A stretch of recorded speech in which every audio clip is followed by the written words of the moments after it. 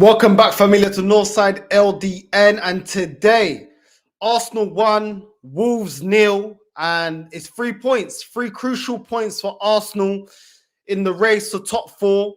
A top four that I don't believe we'll be able to get, but it's an important top four nevertheless. And I wouldn't say a great performance. I wouldn't say we were astonishing. I wouldn't say we were breathtaking. A lot of big things happened in the second half. And but we went a man down, and we still managed to, stay in there and keep up and stay strong.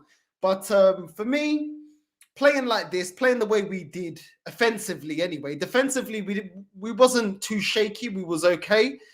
But playing like this, going forward, we're not going to be able to win many matches because other than the actual goal, overall, we were lackluster. The first half for me was lackluster. Once again, relying on Martinelli to drive through the team and Martinelli to break down their opposition. And it wasn't that hard for them to mark Martinelli. It wasn't that hard for Wolves to control Martinelli. And every time Martinelli was out on the break, they would put 3-4 men around him. He had no option. We got Lacazette dropping in too deep, way too deep. So every time we were trying to hit the break, we weren't able to be effective because Martinelli was trying to attack by himself. Today, once again, Saka dropped a stinker of a match. Absolutely poor from Saka once again. I love Saka, but today, I'm sorry, it was not good enough. Cyborg Ninja says, Northside, what are you saying, bro? Hope you're okay. Listen, today, for me, wasn't good enough. From Saka, that first half, Saka was poor. His decision making was poor. Martinelli was the only one driving forward. Once again, Odegaard as well. I always say it. He doesn't do enough. He doesn't drive forward. He doesn't offer anything, and that's the problem that I have with Odegaard. He just leaves a lot to be desired. He just doesn't do enough. He doesn't do enough for me, and it just is what it is. Lacazette, I didn't really want him to start. The lineup I wanted to see was Martinelli in the middle, Pepe on the left, Saka on the right. But that's not what we've got. We move forward. It is what it is, And the first half for me, it was just dead. It was dead, and it was just the same performances we were seeing at the start of the season, where we were slow. There was times I saw Gabriel walking it out. I saw Xhaka walking it out of our half, and there was no urgency. We wasn't rapid, we wasn't fast, we wasn't quick in transition. I wasn't seeing any of that from Arsenal. And going into the second half, I mean, honestly, it was just a second half full of drama. The first 2 minutes, I mean, we started to try and go at them, but it literally took Arteta 70 minutes to bring on Smith Rowe for Odegaard. Odegaard was shocking for 70 minutes. Why does it take him so long to make a change? I just don't understand.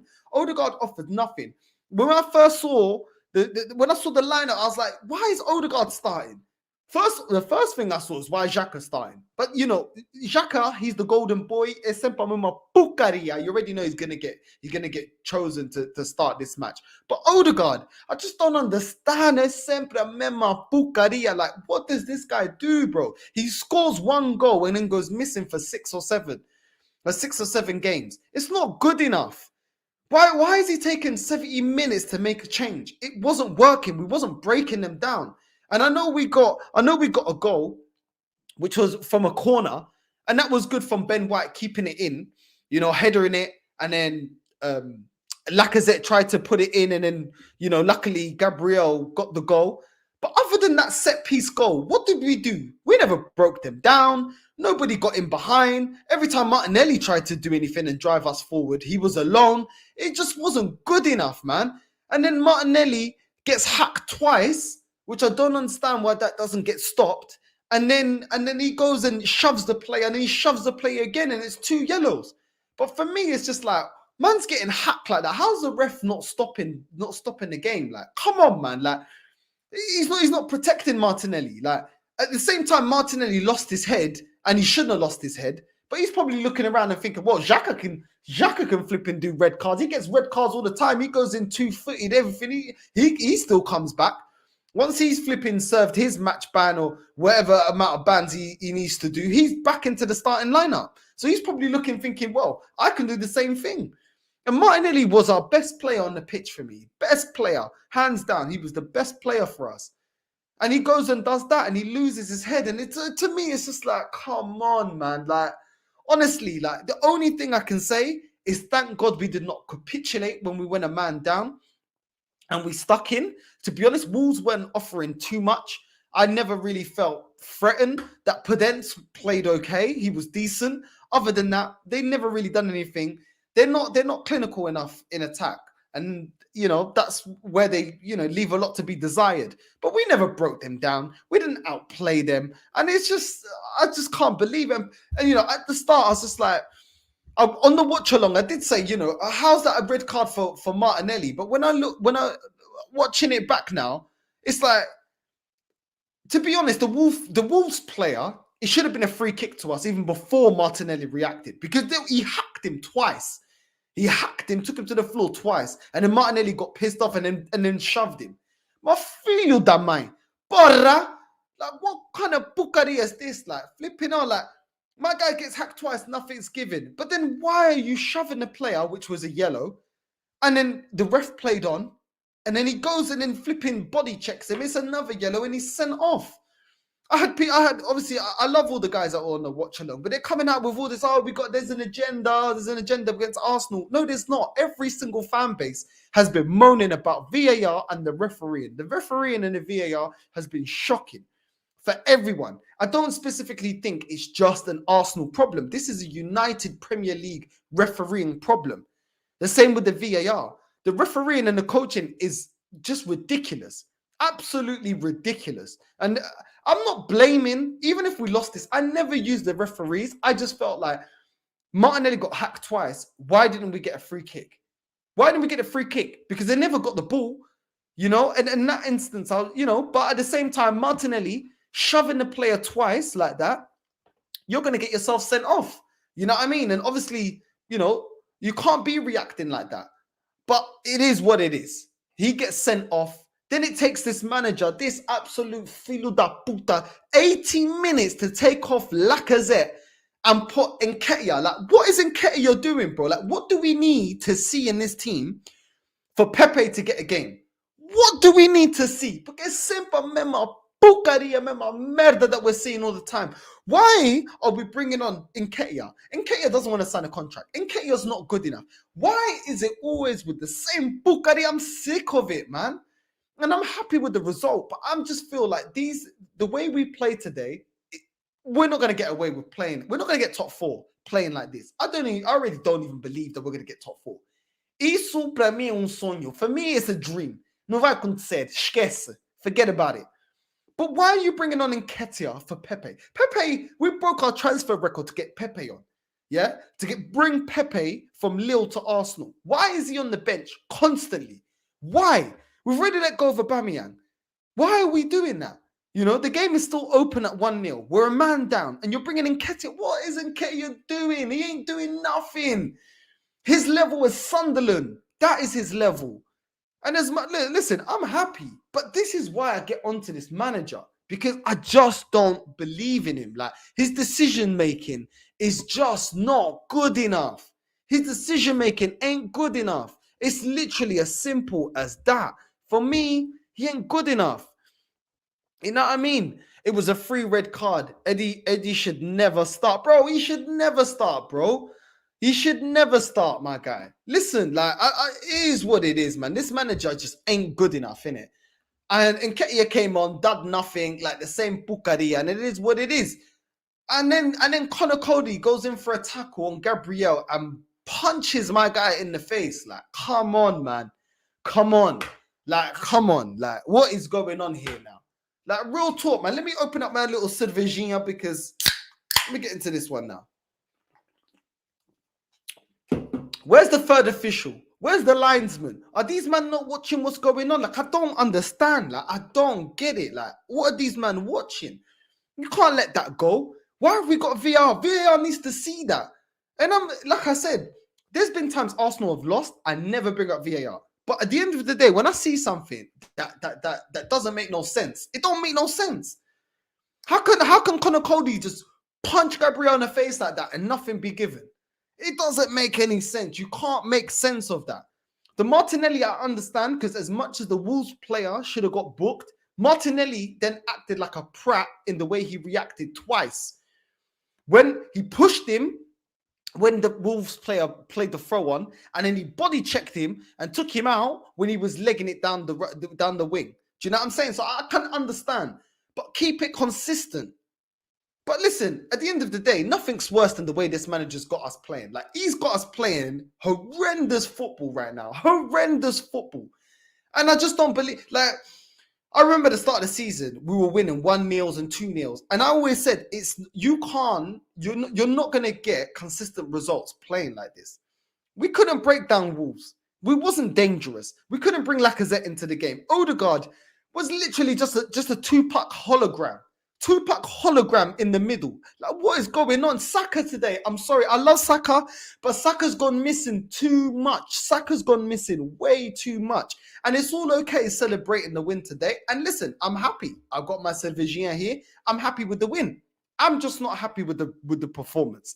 The performance today leaves a lot to be desired. Even Fuad, a strong Arteta in, even he said the performance today was not good enough. And it isn't good enough. And when we come up against a top 7, a top 8, a top 16, these type of performances, we lose. Xhaka, once again, with the stupidness, the coonery and buffoonery, yeah, es filo da puta, never, bruv. I'm telling you right now, he never struggles to flipping show us why he doesn't deserve to be an Arsenal player. Why are you pulling my guy's shirt back? I swear that's the last reason you got sent off. The last reason Xhaka got sent off was for pulling my guy's shirt. Now he's doing it again. This guy doesn't learn. He's 29, caramba. 29 anos. Não tem juízo. He got no sense. 29 years old. When are you going to get it, bro? We got too many cameras, got too many referees. You can't be pulling my shirt back, bro. Clearly, this league is just too fast for you. Do you know what I'm saying? It's too much for you. So like I said, let me reiterate, if you just tuned in and if it's your first time on the channel, make sure you like, subscribe and hit the bell so you're always notified. But let me tell you this, Northside, I'm happy with the result. Arsenal got 3 points. I am not happy with the way we have been playing in this match. It is not good enough. Xhaka pulling shirts back, yeah? Saka, not involved in the game. Odegaard, not involved in the game, but yet it takes him flipping 70 minutes to get him off. Martinelli, the only one, our best player on the pitch, the only one driving forward, and the idiot goes and gets himself sent off. Yeah? But at the end of the day, listen, when you're captain Xhaka, yeah? When big Xhaka that can never be dropped, can get as many red cards as he want, can foul as much as he want, flipping, sell us down the river, and this guy always caramba gets selected. What examples does that set to Martinelli? What example does that set? Lacazette, poor Lacazette. Lacazette is so deprived of service, he has to drop in deep to get the ball. By the time he drops in deep to try and get the service, Martinelli breaks. By the time Martinelli breaks, he can't catch up because he's in too deep. He's in our half. Come on, man. Come on. No one can't tell me that this is great football that we're playing. Another thing with Lacazette, this is why he's not good enough. When people tell me, because of the work rate, I don't get about work rate. I don't care. Work rate is the minimum. Lacazette gets a one-on-one chance with the goalkeeper, and my guy scuffs it. My guy puts it wide, and it's like, bro, this is why, yeah, he's just not a clinical, lethal striker, bro. When you get them one-on-ones with the keeper, you got to bury that. That would have been match done, buried, done. Go home. That's it. Festa acabou. But no, this guy puts it wide. It's like, oh my God, this is why, man. And we let go of Abba. Is man real? Is man for real? What? Lacazette's better than Abba? I just don't understand, man. I don't understand. Listen, it is what it is. But for me, nah, man. Nah. Connor Cody should have been sent off for that punch on Gabriel. That was disgusting. Lacazette, should have never come off from Nketiah. Pepe should have had a match. Odegaard should have never started in the first place. It shouldn't have taken 70 minutes to get Odegaard off for Smith Rowe. And Martinelli just let himself down with reacting to the Wolves player. Like, it was just completely like, come on. Like, I know you got hacked, but you can't, come on, you're a professional. You can't be acting like that. Luckily, it didn't cost us the game. Yeah. Whereas before, we've seen these type of scenarios. Got a man down, Arsenal capitulate, we can't hang on, and it is what it is. Today, I am happy that we didn't capitulate. I'm happy that we didn't just throw all our toys out the pram, and we hung in there for the 1-0 against Wolves. And I just don't see it. Like, honestly, like, this midfield is just not good enough. Are we going to go up against the biggest clubs with Odegaard and Xhaka? That is not going to be strong enough. And we've seen it today. Xhaka leaves a lot to be desired. He's done. He's turning 30. We're not going to get any more out of him. Odegaard is just not effective enough. Like, he's just not effective enough. And that's the truth. Like, he's just not. His all-round play, I've seen him lose the ball so many times. And you see the difference when Smith Rowe comes on. Smith Rowe drives forward. He goes forward. And it is what it is. Listen, it is what it is. I feel like it's been forever since I've seen an Arsenal match. But we won. So, yeah, it is what it is. Let me see what you guys are saying in the chat. Laka can't score to save his own life, man. I agree, bro. Listen, if you can't score at 29, 30, it's kind of done for you. Do you know what I mean? His development time is gone. I want to say it's an American marketing strategy. Listen, it might be, bro. I don't know. Saudade Manu, yeah, bro. Love, bro. Love. There were times when we were crossing the ball, knowing that Lacazette can't header a ball. Man's scored 3 goals in the league so far, yet our fan base thinks he's the guy to take us to the top. Facts. Like, it just doesn't make any sense. Like, this manager getting rid of Aubameyang, our most lethal goal scorer in the last, 4 years? And he's getting rid of him for what? And keeping Nketiah, a guy that can't score unless it's against Sunderland. And then we're keeping Lacazette, a guy that his best scoring record for Arsenal was Aubameyang's worst scoring record season. Do you know what I'm saying? 14 goals. This guy's never scored more than 14 goals for Arsenal in a campaign. You know what I mean? Is he going to fire us to top 4? And when we talk about top 4, you got to think about it. West Ham got a better team cohesion and a better manager. Man United got a better squad. You look at Tottenham, they got a better manager. Who else is around there? Do you know what I'm saying? Like, come on, man. Like, what? We're really going to get top 4? I don't know. And then we're playing like this. Ai, meu Deus. Me dá esforço, me dá energia, porque essa porcaria. Listen, it's all mad. It's all mad, people. Tell me what you lot think, man. The performance wasn't so good, but we'll learn.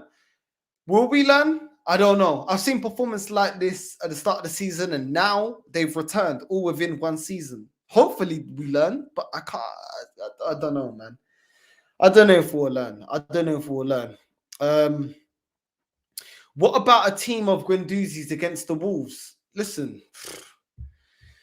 it is what it is, my guy. It is what it is. They would get packed. We're getting I think you mean too many red cards. Maybe this is telling something. We should be connecting the dots. Listen, this is why we're getting too many red cards. We're getting too many red cards because there's no discipline here, this football club. There's no discipline. The older players do what they want. They throw a strop. They just do what they want. Xhaka seems to be undroppable. And this is what you get, is an imbalance. When you're supposed to be the biggest players and the leaders, the leadership group. You remember when this manager was like the leadership group, yeah? When the leadership group get red cards, pull shirts, never learn, do what they want, this is what you get. This is exactly what you get. People doing what they want. And this is why Martinelli's just doing what he wants, because he sees there's no consequence. When he's seeing my guy that's supposed to be older than him, that he's supposed to be taking him under his wing, getting red cards every week, you set the precedent in the dressing room. You know, it's like a workspace. The easiest way I can give it is like a work. When you're at work and somebody, you know, let's say somebody, you know, your lunch break's 30 minutes, but somebody else, the manager gives one person a lunch break of an hour. Everyone's like, F it, I'm taking an hour as well. What's this? I'm taking an hour as well. He's getting an hour and he ain't getting told off about it. So I'm gonna take the piss as well. And that's the ripple effect. You know what I mean? And it just is what it is, man. It is what it is. Laka has good work rate. Is this not the minimum for a player? He gets played a lot of money. The job from a striker is still to score goals. He's not good enough. Facts. I agree 100%. The work rate thing, every player that has to have work rate. So I'm not going to give him a round of applause for work rate. And like you said, his title is striker. You have to score the goals. It is what it is. So I completely agree, my guy. But I like the fact that Martinelli showed this kind of behavior. At least one player has grit, exactly what we need. I think he was frustrated. He was getting isolated up there. Like every time he tries to make something, and this has been going on for quite a while now, like quite a few matches where my guy just keeps getting isolated. He's not able to, you know, to feed off of anyone, and he's probably just getting annoyed. He's getting fed up, and then he's getting hacked. He's probably like, "Bun this shit! Like I'm done with this pucaria. Like the next one that does that is gonna get a sockle, gonna get on my boftada." Do you know what I mean? If you don't know what boftada is, it means a smack, and that's what he did. He just started barging, man. He's getting stressed. It is what it is. He's like, "F this pucaria. I'm not taking this pucaria no more." Do you know what I mean? It is what it is. But listen, you can't be having players, you know. Listen, if we lost this game, you wouldn't be saying that, would we? So I can't condone that kind of behavior. I like to see him show grit in the way he plays, the way he runs for the ball, the way he creates, the way he shoots, the way he was driving the team forward. But he can't be the only one. One player can't drive the whole squad forward. Do you know what I mean? He needs to be helped. And what is Arteta doing? Do you know what I'm saying? Saka, I'm not even blaming too much on Saka. Saka's been played week in, week out. Saka never gets a rest. Saka never gets rotation. Do you know what I'm saying? And it's like, it's not fair. It's not right. Like, how can my guy, yeah, he's a youngster, he should be learning his trade. This is why this youth project doesn't work, yeah, because we have a bunch of youth here. But the thing is, with youth, they're going to be inconsistent. And not only is our youth going to be consistent, our youth are the ones that we're counting on to drive us out of situations for us to win matches. Martinelli, Saka, and they don't get rotated or rested. That you can't. This is what kind of management is this? It makes no sense. It makes no sense. They need to be learning their trade, not to be dependent on week in, week out. Saka's not got a rest. He never gets a rest. He plays every match for Arsenal, and then he plays then he goes to flipping England as an international. When does he get a rest? Come back, plays every match. This is what you're gonna get. You're gonna get inconsistencies, and you're gonna get fatigue. I feel like he's fatigued. I feel like Saka's fatigued. Real talk. I feel like he's fatigued. You know, it just is what it is. It is what it is, man. It is what it is. What's going on with this ring light here? Bucaria. It is what it is. I need to get a new ring light. My ring light's bugging out. It's absolutely bugging out. But anyway, what we got here, man, we were lucky for this one. A win is a win, but nothing changing. Arteta out all day, every day. He's the real problem, Caralho. That's what I'm saying. And you know what, people? I don't give a crap. Eu vou tomar cigarro. You know what I mean? I'm going to have a little cigarette because you know what? I'm tired of this merda. I'm tired of this crap. Do you know what I mean? Make sure you guys have your say. Make sure you like and subscribe, and make sure you hit the bell notification the first time on the channel. And it is what it is. I want to see what you lot are saying. I want to see what you lot have to say. We got Francisco says result was better than the performance. If Arsenal get top 4, this team needs to start a proper cleanup in their team, getting rid of Xhaka and Ketia, etc. Bro, I completely understand where you're coming from. I agree. It's just not good enough, you know. It's just not good enough. Look at even when you look at the bench. I said at the start of the match, I was like, El Neni should be starting over Xhaka. Pepe should be starting over Lacazette, since Lacazette doesn't want to commit himself to Arsenal Football Club. Pepe is our record signing. Pepe still has a contract. Pepe costs a lot of money, and Lacazette wants to bounce. So, I don't get the preference. I don't understand it. Like, it just doesn't make any sense to me.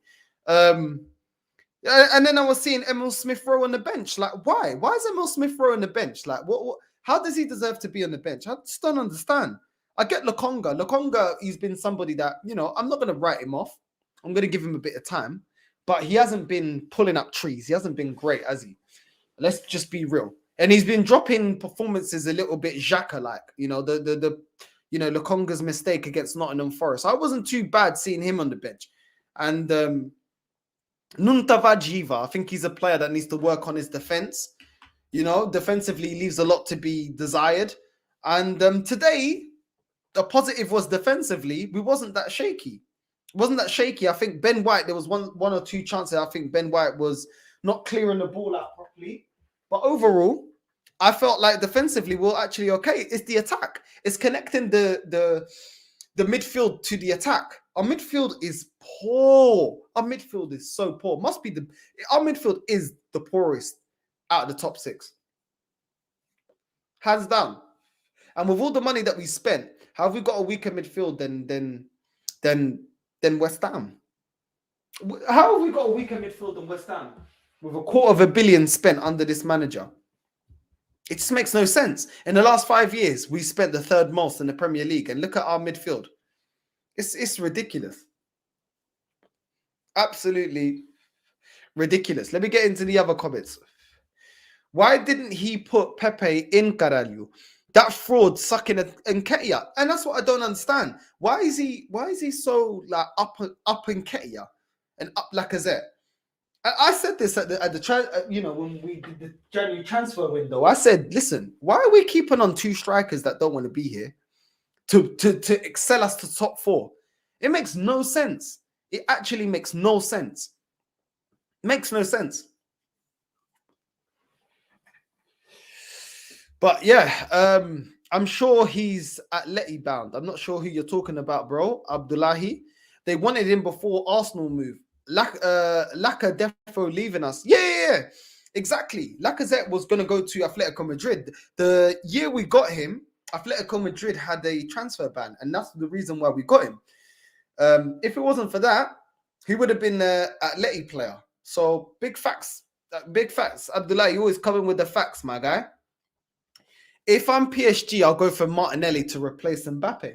Listen, I would too. This boy's been called a generational talent. We've seen that a player that this manager wasn't using properly in the last 2 years has now become his best player.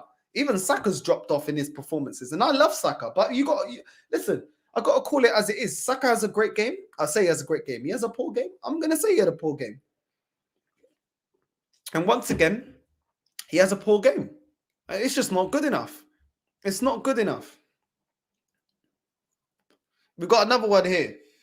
Saka is an outstanding player, but I see him getting the Pedri treatment. Bro, I don't understand, bro. Like, this kid needs to be rested. This kid is exhausted. I'm telling you right now, I think he's fatigued. And also, yeah, another thing, yeah, you know what I don't like, yeah? In football, every player needs to be on his toes. If you don't perform, you're on the bench. When you look at Man City, when you look at Liverpool, every position has competition, fierce competition. And that's how you get the best of your players. Saka knows whether he drops a 4 out of 5 or a 4 out of 10 or a 10 out of 10, he's getting played because this manager's not going to drop him. He needs competition to push him, to drive him. You need that. You need that in a squad. You need that in football. But we don't have that. And why don't we have that? Because of this manager. You know what I'm saying? We're relying on the youth. The youth should be fighting tooth and nail to get into the squad. But the youth are certified to start this match. Xhaka's certified to start this match. Why is that the case? It's just not good enough, man. It's not good enough. It's really not. We've got Abdullahi. This type of management and micromanagement gets you 2 8th place finishes and maybe a top 4 after £250 million spent. Bro, that's what I'm talking about. It's just, it's not good enough. And I've said this before. Ole He spent money. Yeah, they were supposed to be competing for the league. When everyone saw everyone that they bought the money spent, they were like, right, you have to be getting in the top four. As soon as they saw that he wasn't achieving that, he got sacked. Lampard spent hundreds of millions. Next thing you know, they were dropping off, sacked. Arteta spends $250 million. Oh, keep your job, mate. Oh, he needs more of his players. Oh, we need to get him more players. Oh, this, oh, that. No, I don't want to hear that pucaria. Do you know what I mean? And people that think I'm being reactive or thinking I'm being too much, yeah, watch us drop this type of performance against a big 16 and we won't be able to sweep a 1-0 because you can't keep getting results with this type of performance. You can't. The same way when Man United were playing under Ollie and they keep scoring last-minute goals to win matches, that's not consistent. You cannot be consistent and consistently get results playing to win the last minute or not playing well and waiting for individual brilliance like we do to save us. That's going to cause inconsistency. Obviously, during the course of a season, you're not always going to be playing to the top of your ability and you have to grind results, out. I can understand that. But we can't keep performing like this. We can't. We really can't. Have you seen the PSG drip? Yeah, I've seen it, bro. I've seen it. But along with their drip, at least they win stuff. We're constantly bringing out merch, wheeling out this, wheeling out that, getting this, getting that. And where's the trophies? When's the last time we were competing for the league? When's the last time I've seen this club be ambitious? So that's the difference between them and between us. But yeah, their kits are always nice. With the Jordan sponsorship and that, yeah, it's calm, bro. Their kits look wavy. That's next level marketing with Messi and Mbappe. Plus, why can't we have them types of borders? I'll tell you why. We can't have them type of borders because, one, we don't have a manager to attract them. We don't have a footballing system to attract those players. And this is the same reason why Vlahovic turned his back on Arsenal and was like, nah, I don't want to sign for you lot. I want to go to Juventus where I'm going to win now, not with you lot. That keep going around in this process. And there's never a time where we can judge the process or ask the process to be successful. Because people just want to keep trusting the process. Bro, it's been 18 years now that I'm waiting for a league. Players that want to win like Vlahovic, I kind of respected him for that. He wants to win. That's why he didn't come. I respect that. Real talk, I respect that. That PSG fourth kit is simple, but mad, caralho. Yo, it is, bro. It is. It is what it is. But what do you guys think about today's match? What do you think about today's match? Where do you think we're going? I think it's okay for us to be happy for the win, but I'm feeling empty after the win like this. Sorry.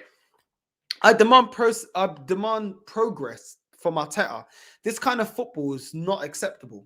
Bro, I couldn't agree with you anymore.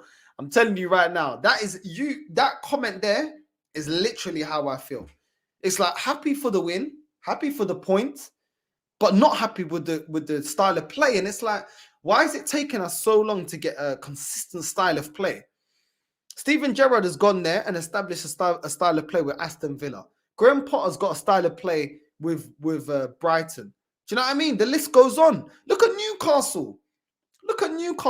Their manager's already got them playing a really good style of play. They beat flipping Everton 3-1.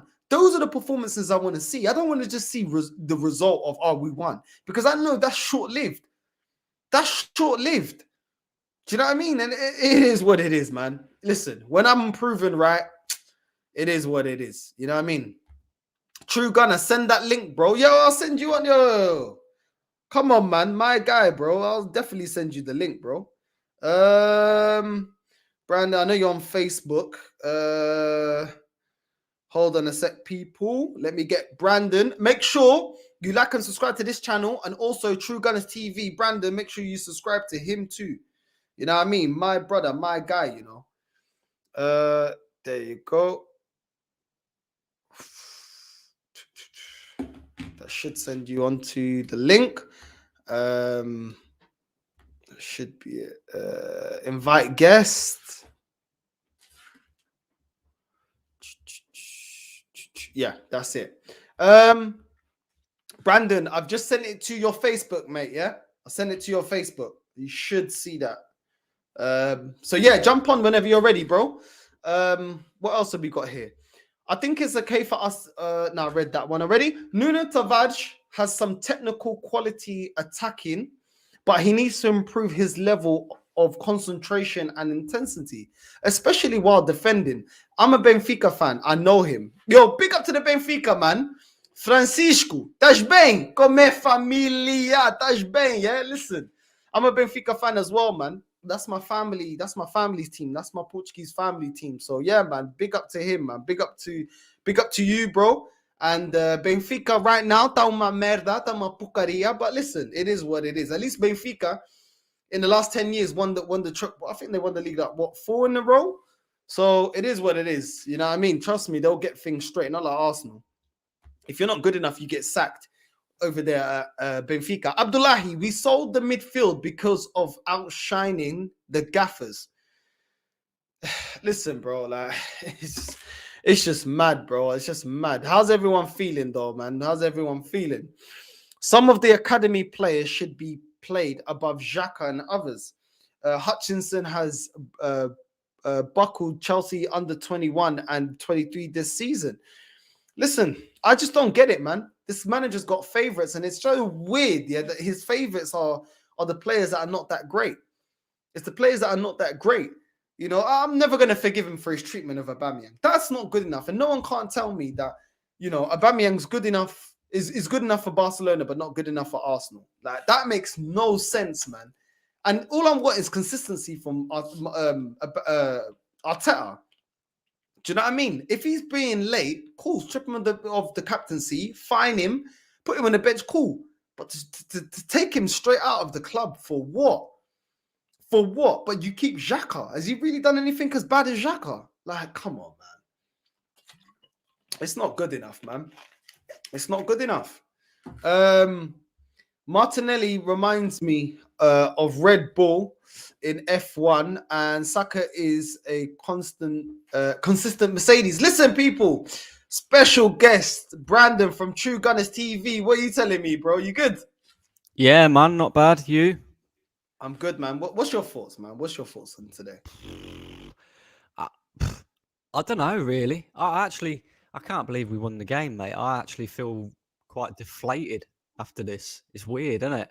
It's a weird feeling because we should be happy that we won the game. And yeah, I'm happy we got the result. I'm happy with the defensive performance to get us the result as well. Bearing in mind that Manchester United dropped points, Tottenham lost yesterday. We had to capitalise on that. And, you know, Arsenal tend not to capitalise on other teams' fuck-ups. So it makes a change that we did. But, yeah, I'm still not happy with the style of play, mate, as you was just, you know, sort of saying yourself. I mean, attacking-wise, it's exactly the same as what we was doing before the break. Like, I said it earlier, it's like we've had 3 weeks off and we've had a week out in Dubai, and I'm sitting here questioning what has Mikel Arteta been doing on the training ground in order to improve our attacking play. What has he been doing on the training ground in order to get Lacazette, Saka and Martinelli into better positions on the pitch so that they can take shots on goal and give themselves an opportunity of scoring a goal? And today I just see pretty much the same thing as what we was doing before the break, mate. It's like, it's the same old shit. Do you know what I mean? And this red card bullshit, mate, it's got to stop. It really has. And I'll be honest, I think it was a red card. I know it was two challenges in quick succession, and you don't normally tend to see that, but they were both bookable offences, and it's just pure stupidity on Martinelli's part. But at the same time, I'll sort of give the kid a pass on this one because he doesn't tend to get sent off very often. But do you know what I mean? Like, Arsenal, just before January, brought out a kit specially made to fight against knife crime with the slogan "No More Red." Now, we're the only team in world football that can bring out a kit with the slogan "No More Red" and then get 4 red cards in 6 games. Do you know what I mean? Like, it's a joke, mate, an absolute joke. And that needs to get sorted out because the discipline in this team is just a joke.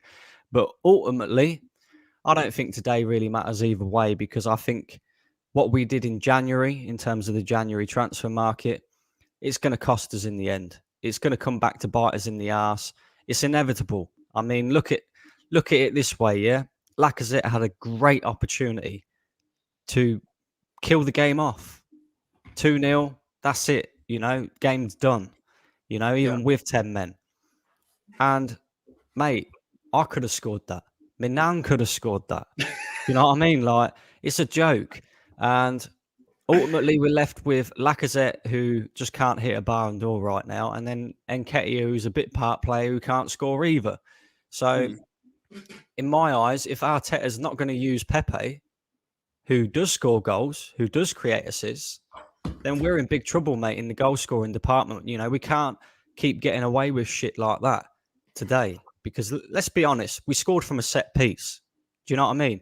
If that hadn't have happened, I didn't see any other clear-cut chances. I didn't see any other, it's not like we was testing their goalkeeper every 5-10 minutes or having pot shots on goal. It was one chance that fell to Gabriel, and it's impossible to miss from where, it fell to him. So it's like, lucky old Arsenal again. Will we get away with it for the rest of the season? I don't think so, mate. I don't. No, I agree with everything you just said. I mean, you look at Tierney and it's like, what's going on? Like, defensively, he wasn't too bad. He did get spun one time. And it was just like, when he first came here from Celtic, his all-round game was excellent. Going forward, defending. Now it's like, where are the crosses? Where are the crosses coming? Today I actually think Cedric played a bit better than Tierney. When Kieran, I actually think no longer Kieran Tierney, mate. It's Kieran Delap. My man thinks he's Rory Delap, mate. Long throws in the box. I mean, there was people joking about. You know what I mean, innit? Yeah, but there was people joking about how we play like Stoke. We actually played like Stoke today. Long throws in the box. What's all that about? We're not a tall team. Do you know what I mean? Like, Lacazette ain't getting on the end of a fucking long throw. Neither's Saka, neither's Martinelli. Who, you throw your defenders up there, you get caught on the counter attack. I mean, I didn't quite understand that, but yeah, I mean, you're 100% right. You put Tierney in Liverpool, he can do Robertson's job. You put 100%. Him in Man City's team, he can do that job because he's got all the attributes. He's good defensively. He's good at going forward. He's got a good cross on him. Do you know what I mean? And it's like, come on, man. Like, why can't he do it under this manager? Because this manager doesn't know how to coach. Why has Pepe not been able to be coached into this team? Yeah, because he's an older player. He's a better finisher than Saka. So why can't you teach him to do whatever it is that you want them to do? We've seen Martinelli had to force his way into the team. You see what Martinelli does. He does that out of instinct, not because he's been trained.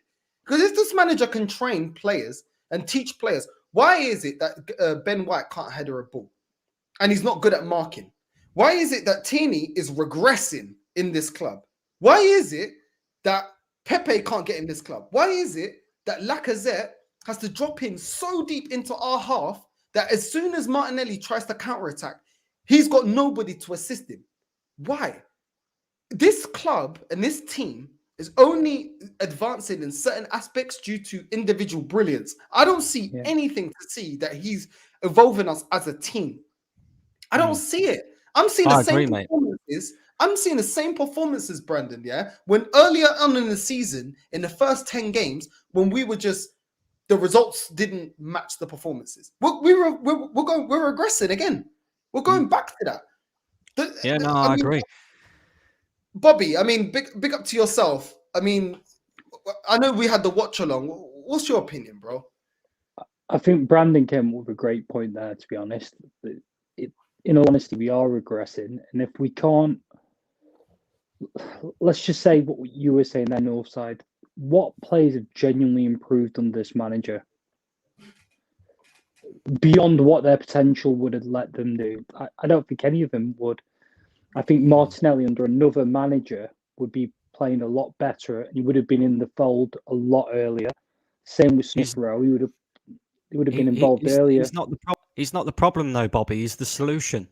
He's the vaccine to the virus. Do you know what I mean? Like, I agree with you.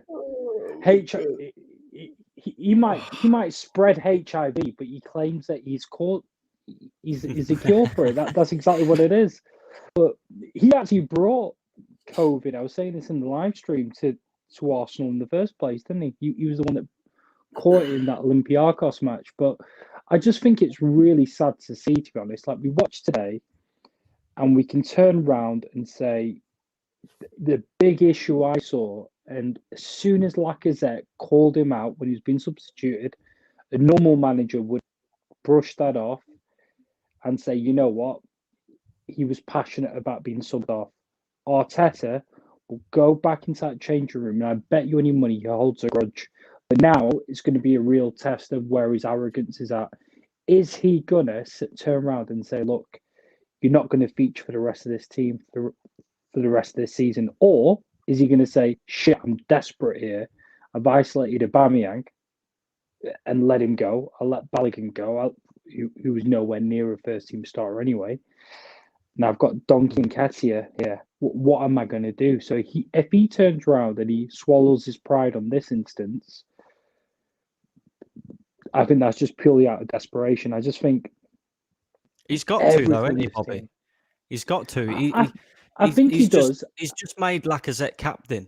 You know, he's made it official that Lacazette is our captain now. So, you know, that's one that I don't agree with anyway, because let's be honest, he's not going to be here come the summer.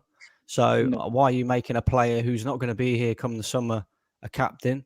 Yeah, you know, he does set good examples on the pitch, and he does lead by example. Lacazette, I'll give him that.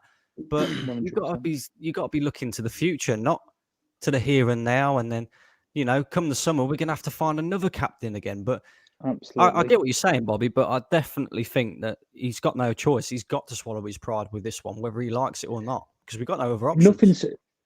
In all honesty, nothing surprises me with him though, because I think there was certain chances in this game that if Aubameyang had played, he would have finished Lacazette's chances, and I don't think Lacazette was that integral to the game today either. Like, normally his twerking gets him somewhere, but it didn't today. I don't think he was that integral to the game, and admittedly I missed the first 30 minutes, but I don't think anyone was that integral to the game. I think if Arteta will obviously sit in this press conference now and he'll laud the parade, he'll say, yes, we showed this. But every choice Arteta had for today were the wrong choices. So when he brought on Smith Rowe, too late. Bringing on Nketiah, wrong decision. Absolutely everything he did. The team was that poor today in terms of the lineup having to play Cedric because of him. How many right backs has he let go that would have started ahead of Cedric?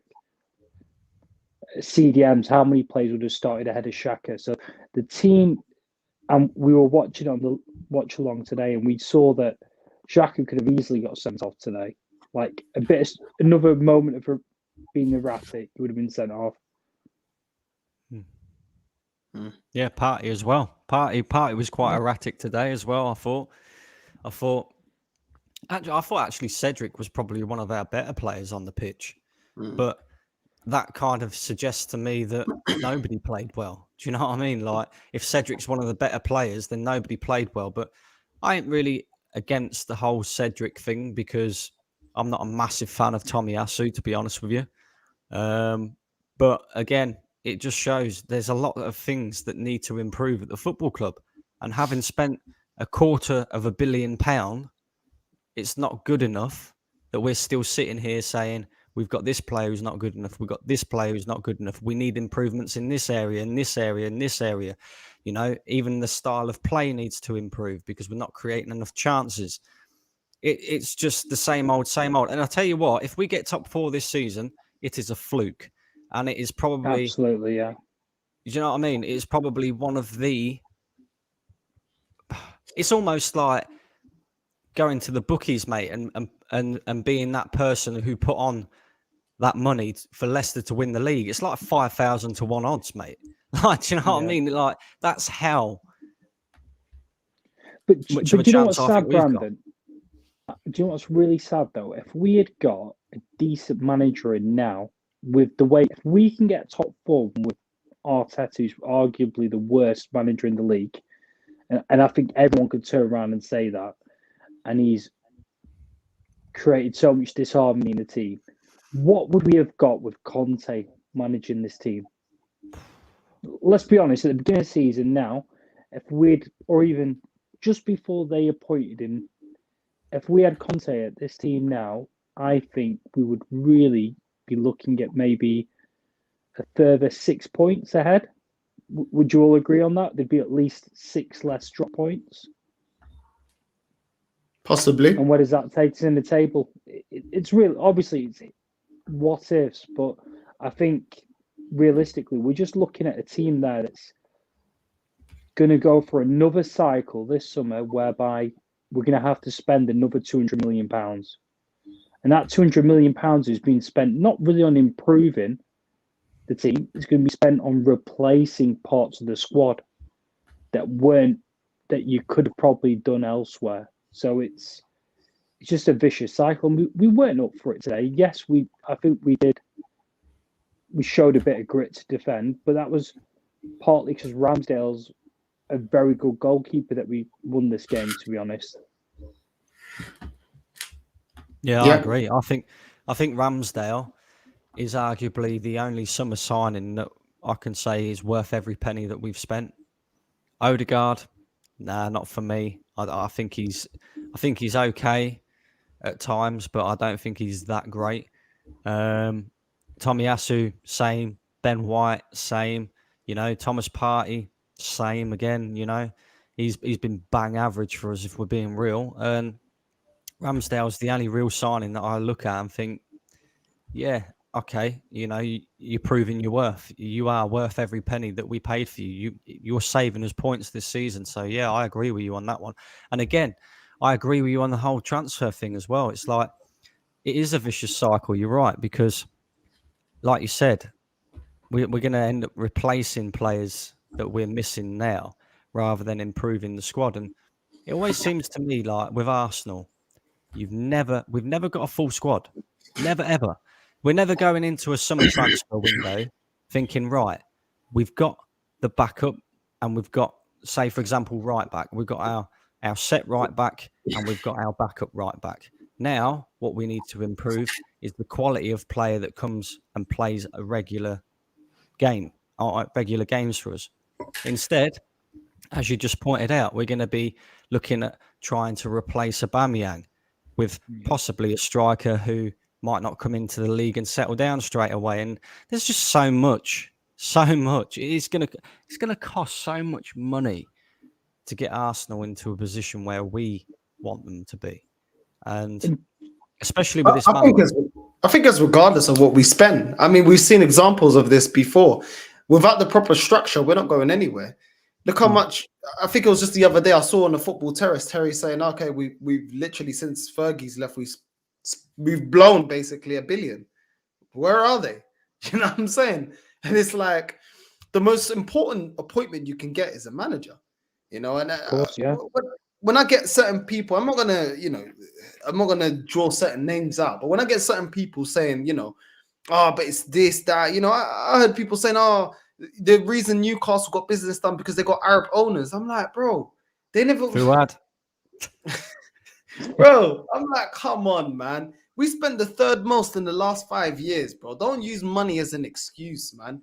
The reason we didn't even get Vlahovic wasn't even a money situation. It was the ambition situation. That is why he chose Juventus. We're giving him more money.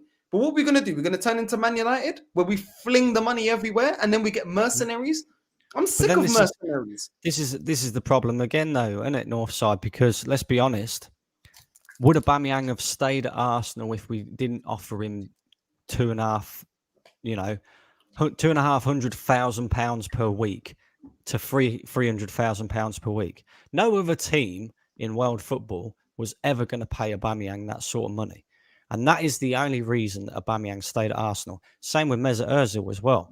So you get yourself into that vicious cycle, as Bobby sort of pointed out, where to get the better quality of player into Arsenal, because we're showing that lack of ambition, because we're not where we should be, you have to pay silly amounts of money, and you pay silly amounts of money, and then all of a sudden players don't care as much as what they would do. Do you know? Like Aubameyang, he's gone off to Barcelona. He's probably going to be earning, come the end of this season when they start paying his contract, maybe 100 grand a week. And you'll see a different Aubameyang to what you've just seen at Arsenal. And the reason being is because he's at a team that he wants to be at, getting paid less money. So therefore, it drives him on a bit more. When you get paid so much bloody money that you could literally just sit there at home and not give a fuck because you're taking your 300 grand a week, and it doesn't matter if I'm not scoring. Yeah, I take a bit of stick from the fans, but hey, I've just gone and got my car wrapped again. Do you know what I mean? Like, yeah, you don't. The thing who's going to care? Who's going to care? It's like me, for example, right? I'm a manager of a factory in a welding fabricating business. And I have a big boss who basically, he funds the business, but I run it. I run the business for him. If he's paying me, I don't know, £25 an hour, and I'm doing a shit job, but he's not, he's just saying, oh, well, just carry on, take your £25 an hour and just carry on doing what you're doing. I ain't gonna think about how I'm gonna improve, because he's basically saying to me, yeah, you can get paid your £25 an hour and I don't care what you do. So why am I going to sit there thinking about how I can improve? I'm not. Do you know what I mean? No. I agree with you. But do you know, the one thing I'd say, Brandon, though, is when Arteta came here, I think he was a different manager. When he first started, I think he was a bit more humble. When he first started, because bearing in mind that Aubameyang never tracked back prior to Arteta coming in. It wasn't really a trait of his. And he bought into Arteta's philosophy. He was the first one that kind of pushed it ahead, saying, look, guys, we're all going to press collectively. We're going to do this. I'm the superstar in this team. I'm going to show you that we're going to do it. And then I've said this before. I said Arteta mismanaged that guy who loved playing for Arsenal and loved the fans. And I think he still does love the fans, to be honest. But I think he loves playing for Arsenal. And there was a money side to it. But I think that money side only came apparent when Arteta had mismanaged him, when Arteta had disrespected him. Got to bear in mind, this isn't a 19-year-old kid. This is a guy who considers himself an elite footballer and somebody who's never been in elite football, somebody that's never been a manager prior to this, is telling him what to do. So, like you just said, look, your boss is the owner. If you had a boss who, let's say, who'd done nothing to compete with your knowledge, and you're telling him something, he's not earned that knowledge at all. And the fact that he's thrown it back in his face, I think that's where the problem went with Aubameyang, to be honest. I think he just disconnected with him. And I think that's where we went wrong. But like Northside, you can probably look at how bad the problem's going to be this summer. So we've got what? Aubameyang, no Aubameyang, right? So who have we got this summer? We'll have Flo Balogun up front. So what do? Do we, if we keep Nketiah, obviously Lacazette's last message to Aubameyang was "see you soon." Does that mean he's going Barca? Does that mean he's signing for a Spanish team? He's definitely not staying at Arsenal after this period, is he? So how much money needs to be spent on having 5 decent or 5 squad strikers? Because we're going to have Balogun, who's not good enough. We're going to have potential. I don't even think Nketiah will sign. So we've got to spend probably upwards of £200 million just in the striking department, just in that one position. The thing is this as well, yeah. Reputation goes far in football. Do you know what I mean? And it can work for you or against you. We've got the reputation of, look at the way we treated Ozil. Now, Ozil wasn't good enough, but look at the way he was treated as well by this manager. Then you've got the treatment of Pepe. Look at the way we treated Pepe. Look at the way we're currently treating Pepe. We're preferring to play Nketiah that came up from the flipping youth that is not even worth a fraction of this guy. But for some reason, Pepe can't get any game. Yeah? Players are going to see that. That's 2 accounts.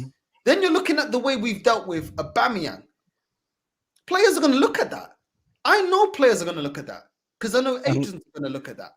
On Do you top know of what I that mean? as well, they're three of our most expensive signings. So it's not Yeah. even like a player can look at it and go, well, if they're signing me for, say, I don't know, £50 million, I'm guaranteed to be in this Arsenal team, because they'll look, like, Northside just said, they'll look on the Aubameyang situation, they'll look on the Ozil and the Pepe situation, and they'll think, well, it doesn't matter if they're signing me for 50 million quid. I could be out of the door because the manager don't like me in the space of 2 years. Why am I going to go to Arsenal and waste my career? Yeah. And derail Just- your career, because Pepe was on a great trajectory when he was at Lille. Great trajectory. A lot of teams are looking at him. Look at him now. And this is the thing that I said this during the watch along. I said, listen, we can't even sell him to get any money back because he's got no appearance. What boosts up a player's asking price?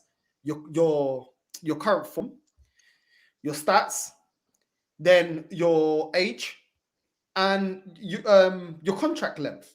Well, the contract length is coming down. I think he's only got about 2 years or something. I'm not too sure. I looked at it the other day. Then his form. Well, how can he gain any form if he gets no minutes? Do you know what I'm saying? And then he's getting older because he's like 26, turning 27. So even if this manager doesn't fancy him, what are we going to get for him? Due to Arteta's way of treating him. It's ridiculous. And it's the same crap we did with Ozil and the same crap we did with Aubameyang. Now, Ozil is a special case because Ozil was a mercenary. And Ozil thought that he could just be here and be a ballerina and be a superstar. I do understand that to a certain extent. And I know it was Wenger that brought him in. But at the same time, it's like, it just keeps happening to a certain degree. Yeah, when the same thing keeps happening, you gotta ask questions. Say, wait, the way this manager's dealing with players ain't correct, and we only see it at Arsenal. I see players that are not wanted. We know as fans, yeah, even of opposition fans of other teams. Yeah, we look at other teams like, yeah, he's not fancied. You never see them get pushed out the way they get pushed out at Arsenal. It's always like hearsay. Oh, the manager didn't really, but you don't really know. With us, it's obvious. It's everywhere. Oh, we don't like him. He fell out with him. Oh, he's getting pushed out. Oh, we don't need him. It's BS. Aubameyang went to Barcelona for less wages. That's how much he's hating being here. That says something, man. I'll make a comment now then. So we always took piss out United fans, don't we? The Ollie situation. Let's be honest. I didn't take piss out of him because I still think Ollie's a better manager than Arteta. But do you know what proves Ollie's a better manager than Arteta? He got more out of Pogba. He got more out of Rashford. He got more out of Greenwood. Then, in contrast, who's our Pogba? Aubameyang. He is, isn't he? He's our talented talisman, highest paid player. At least Ollie managed to play him and integrate him into the team. What did we have to do? We had to let him go for free.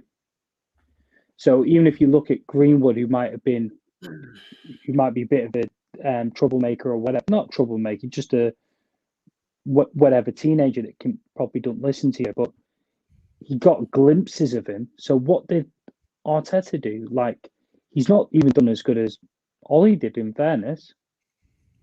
He probably did a worse job because at least Pogba is staying to the end of his contract and he's been a bit part player and he's been something for them.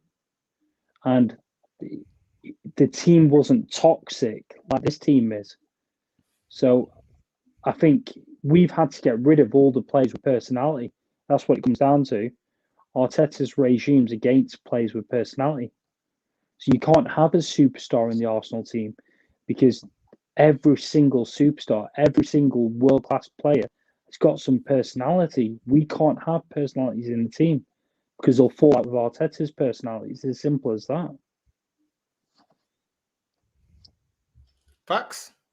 What do you think, Brendan? Brendan's just like, yeah, this is just the same crap. I can't disagree, mate. I'm sick of it. I can't disagree. I can't disagree at all. It's going to be interesting, isn't it, to see where we go for the rest of the season. We've got Brentford next. I know we've got Wolves again.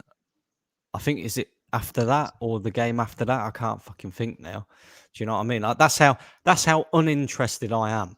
Like, I can't even, apart from Brentford and Wolves, I don't even know what the rest of our fixtures are. I'm not really that interested, to be honest with you. It's like Chelsea's to be confirmed, and then we've got Spurs lingering around as well, haven't we? To be rearranged. So They're again, the two games that need to be rearranged, and that's when we drop out of top four. yeah. I mean, let's be honest. Even if we get top four, what's it really going to achieve? Do you know what I mean? What is it really going to achieve? Because I don't believe that one season of qualifying for the Champions League is all of a sudden going to make bigger and better players want to come and join Arsenal. I believe, pretty much like what you just said, Bobby and Northside, the way the manager handles the players is going to be a big thing in that as well. So, and yeah, we can offer them more money, but then you're going to end up with more mercenaries, and it's just a vicious cycle to be in. It really is, and it's going to be a long while away yet before we start to see any major improvements at Arsenal. I think it's as horrible as it sounds. The best thing we can hope for is that we finish well outside the top four, well outside the top six, maybe even top eight, and just hope and pray that this manager gets sacked. And a lot of Arsenal fans will probably sit there and say, yeah, but you're so negative. Why are you wishing that on Arsenal? Why are you wishing that on the manager? I'm not wishing. I'm wishing that our football club improves, and I don't see any improvement happening while we're under this regime. That's it. I can see this being a constant cycle of, oh well, we'll fight for top four, a bit like it was under Wenger. Do you know what I mean? Like the whole reason why Arsene Wenger got hounded out of the football club in the end was because top four wasn't enough for Arsenal fans. And I'm not surprised, anybody who's got standards, top four shouldn't be enough. But it became comfortable for Arsene Wenger to finish in the top four. Now, all of a sudden, top four is good enough for Arsenal fans. So, it's just like, well, where are you at? Do you want to win leagues? Mm. Do you want to go back to winning silverware year in, year out? Or do you want to be this same team that you was complaining about under Arsene Wenger, qualifying for Champions League year in, year out? I don't know, mate. I really don't. I'll be honest, Brandon. I think even if we do fluke it this year and we keep Arteta, I think he'll be gone the following season. So, for example, if we don't qualify for, let's say, top eight, well, if we're not even in the top eight and we finish ninth, I think that's Arteta gone. But I think if we qualify for top four, what will happen is he'll be given another season and then he'll fall that far behind from top four that they'll fire him, because there's no way this manager can deal with cup competitions, especially Europe. And the thing is, I don't think I'm torn. Like I want him gone really badly. I'll be honest with you, I despise this guy, but I'm just thinking if we drop out of top four even if we don't reach top four and we finish eighth, and I still don't think they'll fire him in the summer. I really don't think they'll fire him in the summer. I think what they'll do is they'll give him another season. And that by that time, the longer he's in the job, we'll have Villa ahead of us, Newcastle ahead of us. Regardless where Everton are now, they'll be a better team than us if Arteta's given another year. So either way, we either get into top four and track slightly better players, not elite players, just slightly better players than we would do if we were 9th or 10th. He's going to spend money this summer. He's going to spend it badly. We all know that. And unfortunately, we're in a position now where there is no positive solution, to be honest. We either get top four, he signs a few more players. There is nobody elite looking at Arsenal. Nobody elite will ever come to Arsenal now, unless if we offer stupid money. And those players will fall out with Arteta in a matter of months. It's a bleak situation. It really is. With this manager in charge, it's just a bleak situation, unfortunately.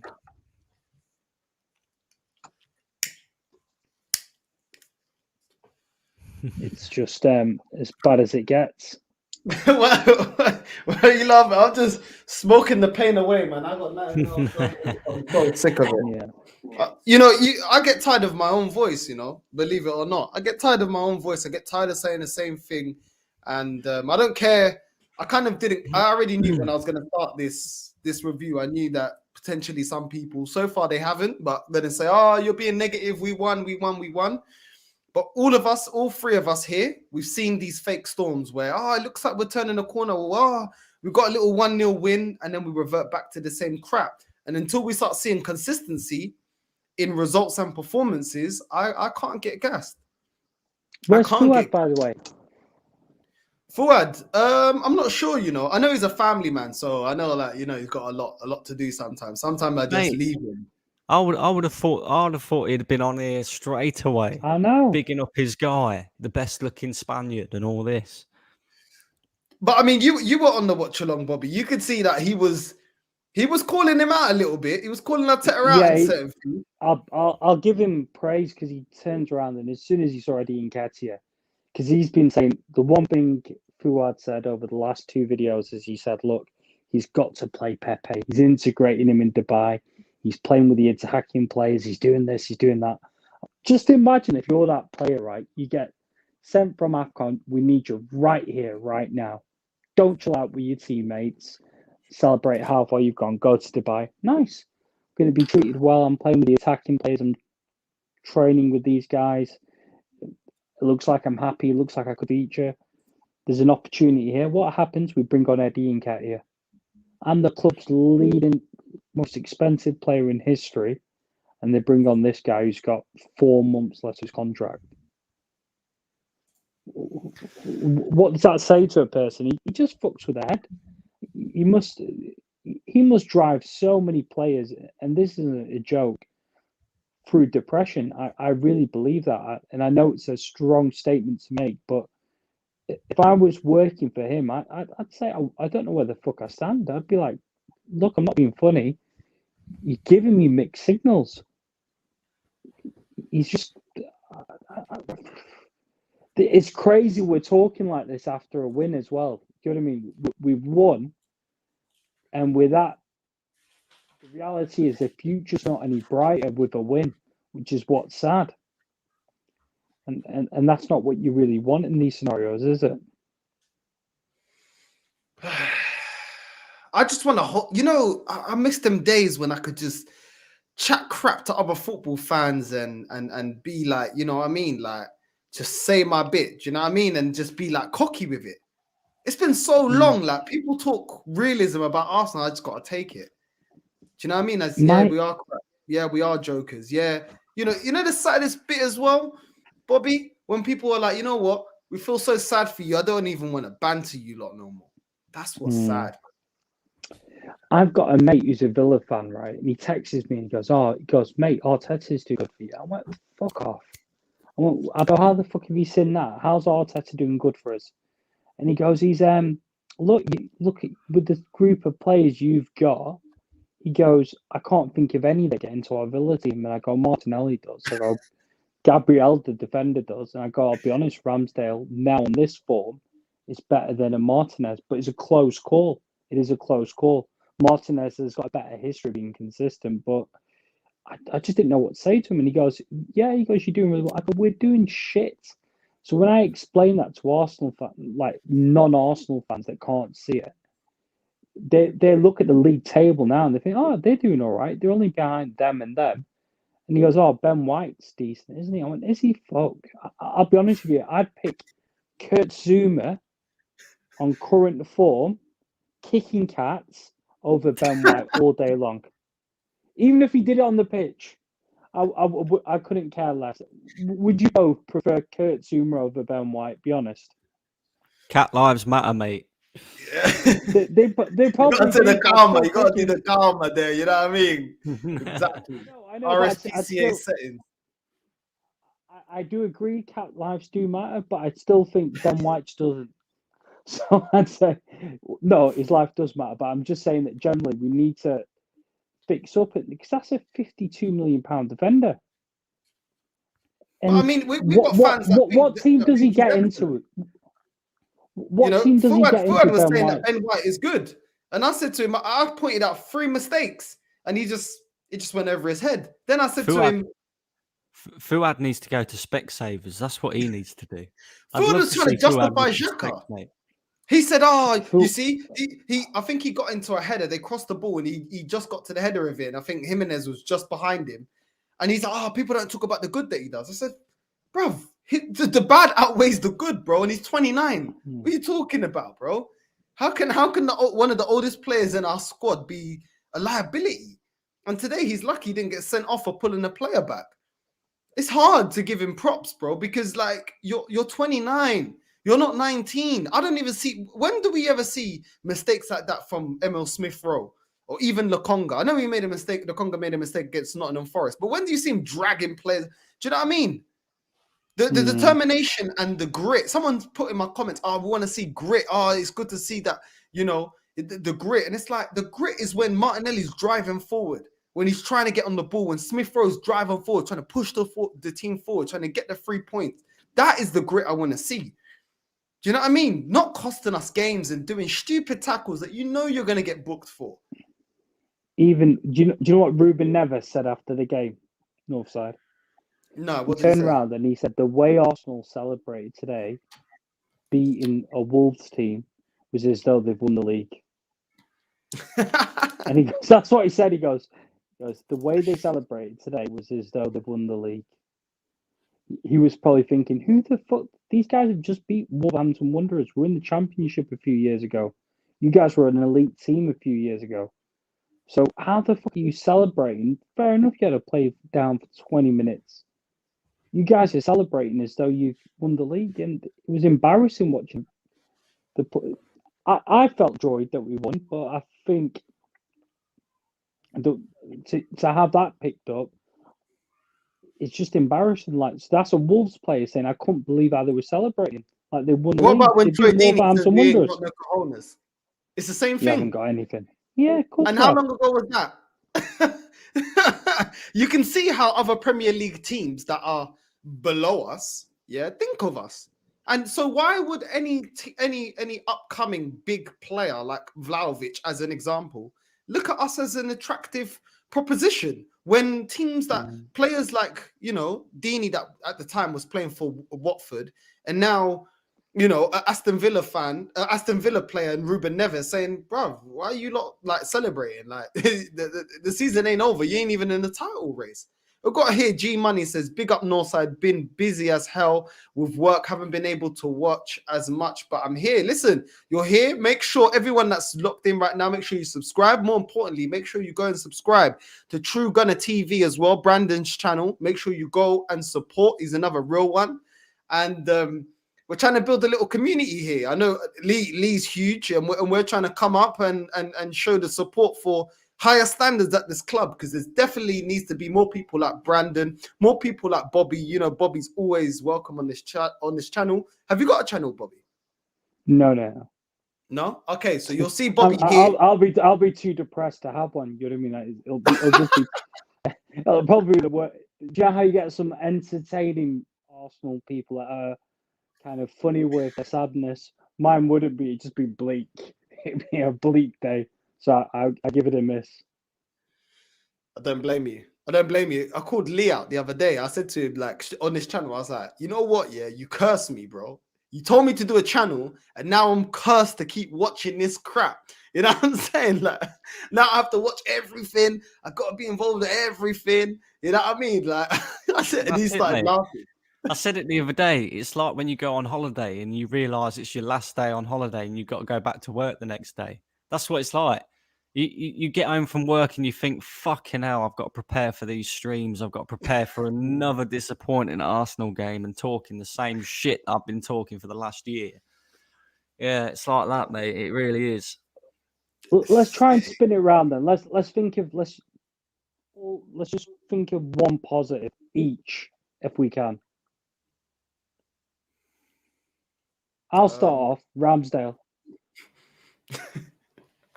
I can't pick, and I said you can both pick one, and I think I picked the only one. Go on, Brandon. I still think. Positive.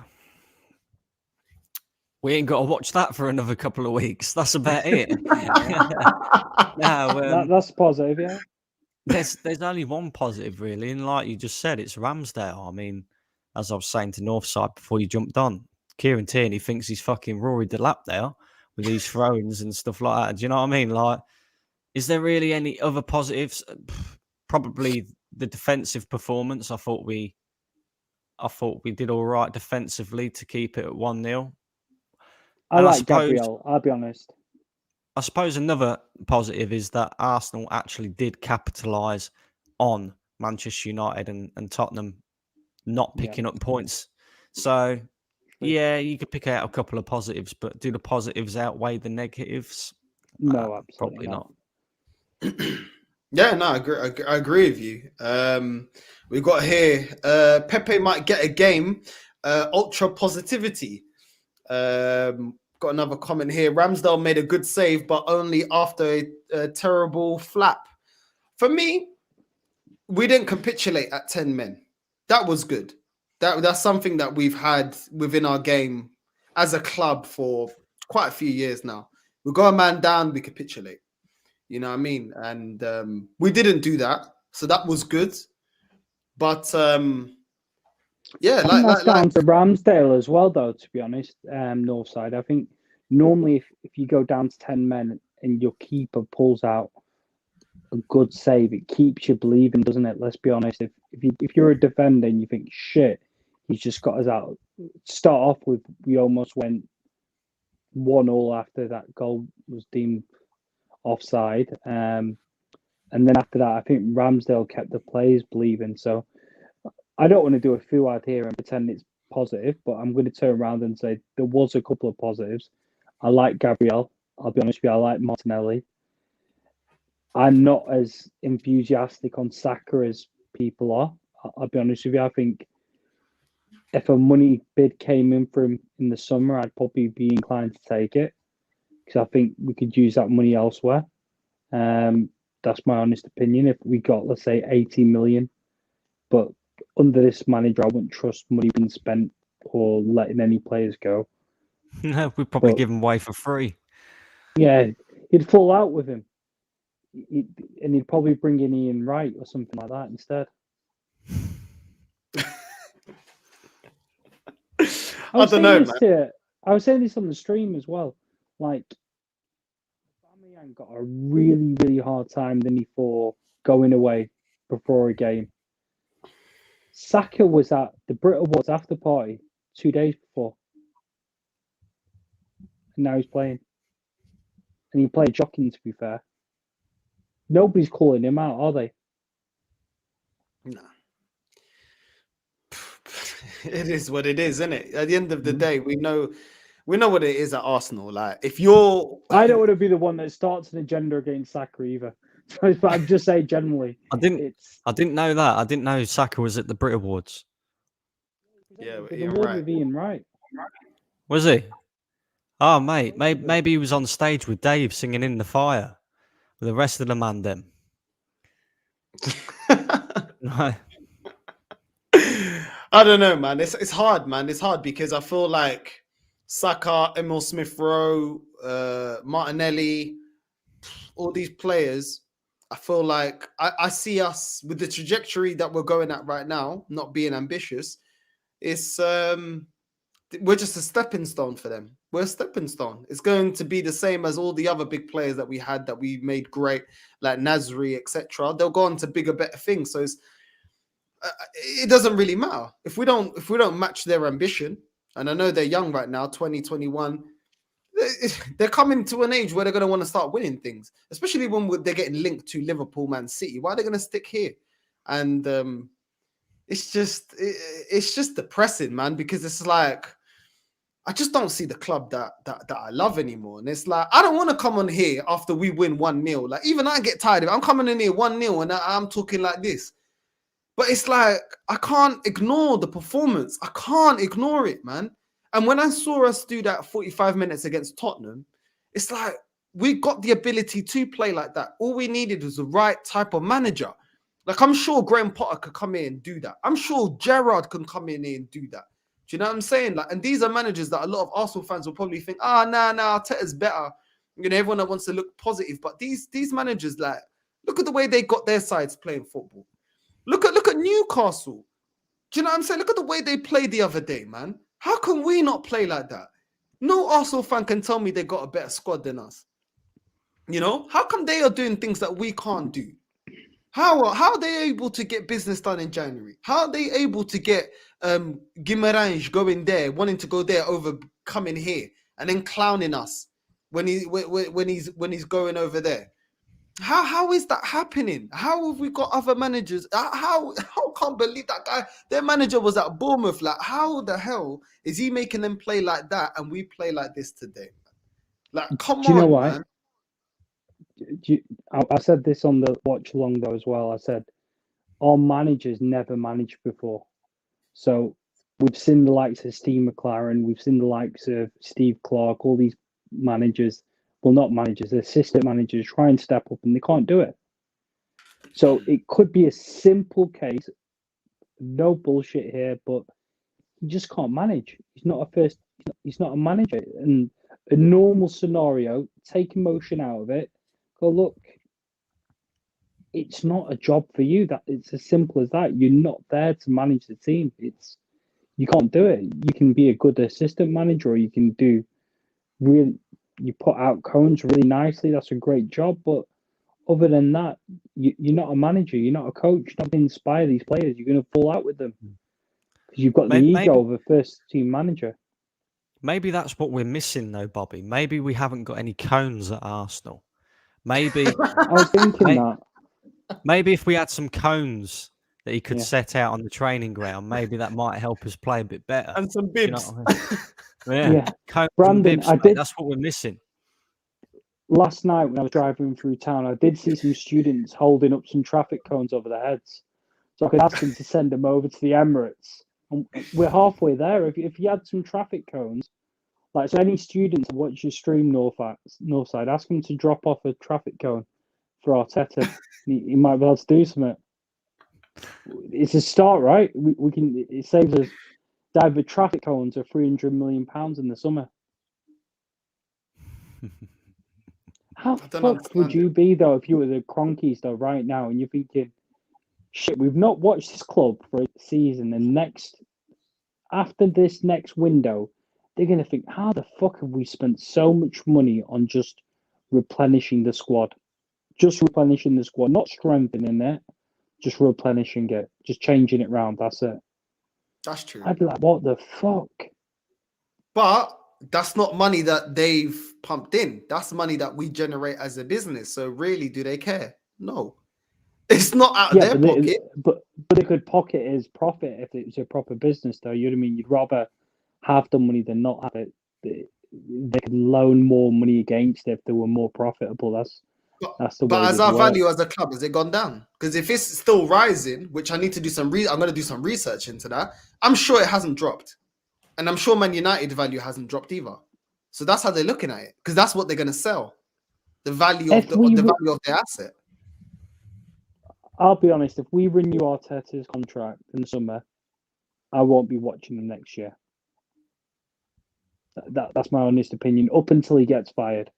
If that's a year or whatever, I'm just going to, as much as it pains me to say, but I won't be watching it because I just can't get on board with somebody that treats people the way he does. What about you, Brandon? Yeah, I kind of feel like, well, at the end of the day, we do YouTube, don't we? So I've got no choice in the matter. It is a bastard. But I understand what Bobby's saying, 100%. I don't see why anyone would want to keep watching us fail year in, year out. And just to reiterate on your point about the Cronkies, like Northside said, I think it's generated by the football club. We must be generating loads of money because, you know, we chuck out merchandise like there's no tomorrow. We're not Arsenal Football Club no more. It's Arsenal Clothing Line. That's what it is. Yeah. Forget Boohoo Man. It's Arsenal Clothing Line. Yeah. Madness. Absolute Yeah. madness. I'll tell you what I did see on Boohoo Man the other day. Did any of you guys see it? That poster put out when it's somebody's payday against it not being a payday 3 weeks later. It's the funniest post. It was from that Tinder swindler thing, if you've seen it. It's fucking hilarious. If you just look through Boohoo Man's social media post, it's pretty funny to be fair. No, Go right over your head. my boy at work was telling me about that Tinder swindler thing, and I was like, I gotta watch that. That looks hilarious. Fucking brilliant. Did you watch it, Brandon? I ain't watched it, no. I'll have to. Fucking brilliant. It's Brilliant. trending number one, isn't it? Yeah, fucking hell. I watched it. My dad was here when he was watching it, and he goes, "Bet you any money this guy's a con artist." And behold, in 20 minutes, it was. He goes, he's like, "What the fuck?" And just the way he lived, fucking hell, it was unbelievable. But then when he was broke, he was down to pot noodles and vests. So it was like a real contrast, flashy. But it's a good watch, to be honest. I'd say it's a good watch. It's mad. It's mad. I mean, It's better than watching Arsenal anyway. You got to have something away from Arsenal, honestly. Otherwise, like, I don't know. But it is what it is. I mean, where do you guys see us finishing the season? I think that we're going to finish 8th to 10th.